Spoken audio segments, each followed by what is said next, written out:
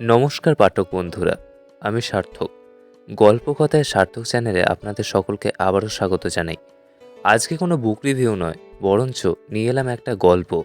হ্যাঁ, মহাভারতের অন্য একটা মজাদার গল্প। গল্পের নাম ব্যাসকুট। গল্প পাঠে মিনহাজুল। শুরু হচ্ছে আজকের গল্প ব্যাসকুট।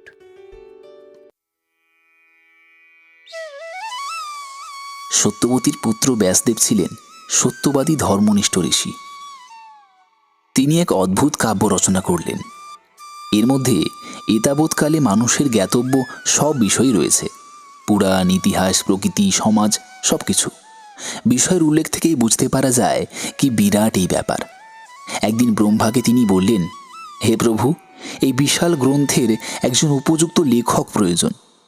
যদি আপনি একজন উপযুক্ত লেখক খুঁজে দেন তবে খুব ভালো হয়। ব্রহ্মা বললেন, এত বড় গ্রন্থের উপযুক্ত লেখক তো খুঁজে পাওয়া মুশকিল। তবে তুমি গণেশকে স্মরণ করো, একমাত্র তিনিই তোমার গ্রন্থের উপযুক্ত লেখক হতে পারেন। প্রসঙ্গত বলি, তখন তো প্রেস ছিল না, লিখতে হতো লিপিকারদেরই। বড় কঠিন ছিল সে কাজ। বেদব্যাস, কথিত আছে তিনি বেদও লিখেছিলেন, তাই তার অপর নাম বেদব্যাস। তো গণেশকে ডেকে এনে যত্ন খাতির করে বসালেন এবং বললেন, আমার পরিকল্পিত গ্রন্থটি অবিকল আমি যেমন বলে যাব, আপনি যদি তার লেখক হন তবে ভালো হয়।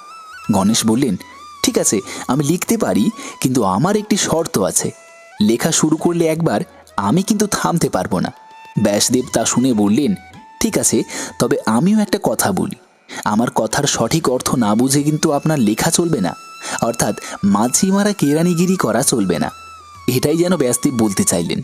তিনি তো আর অফিসের বড়বাবু নন যে যা ডিকোটেশন দেবেন তাই তার পার্সোনাল অ্যাসিস্ট্যান্ট লিখে নেবে।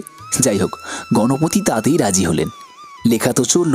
যেমন ব্যাসদেবের গল্প রচনার গতি, তেমনই গণেশেরও লেখার গতি। কিন্তু সেই শর্ত দুটির কি হলো? এখানে অন্য একটা কথা প্রসঙ্গ সেরে নিই। আমাদের ভাষায় ব্যাসকুট বলে একটা শব্দ আছে, যার মানে হলো খুব কঠিন। এটা কি থেকে এলো এবার বলি। ব্যাসদেবের তো ভাবতে হবে, তিনি তো আর কম্পিউটার নন।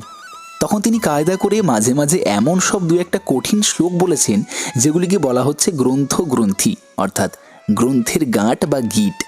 আর প্রতিজ্ঞাবদ্ধ গণেশও তো কম্পিউটার নন, তিনিও তো না বুঝে লিখতে পারছেন না।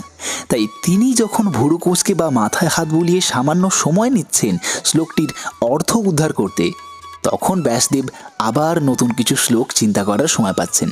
ওই যে ভাববার জন্য সময় বার করার কৌশলটি কাজে লাগাতে এমন কঠিন কঠিন শ্লোক ব্যবহার করলেন।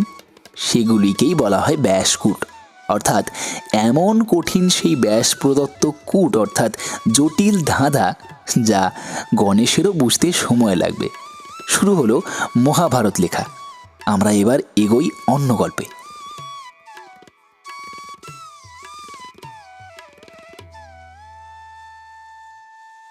এতক্ষণ আপনারা শুনছিলেন ব্যাসকুট। গল্প পাঠে ছিল মিনহাজুল। আজকের গল্পটি ভালো লেগে থাকলে অবশ্যই লাইক এবং কমেন্ট করার অনুরোধ রইল। আজকের গল্পটি নেওয়া হয়েছে এভেলেন প্রেস থেকে প্রকাশিত ঝর্ণা বর্মন লিখিত মহাভারতের অন্য গল্প বইটি থেকে।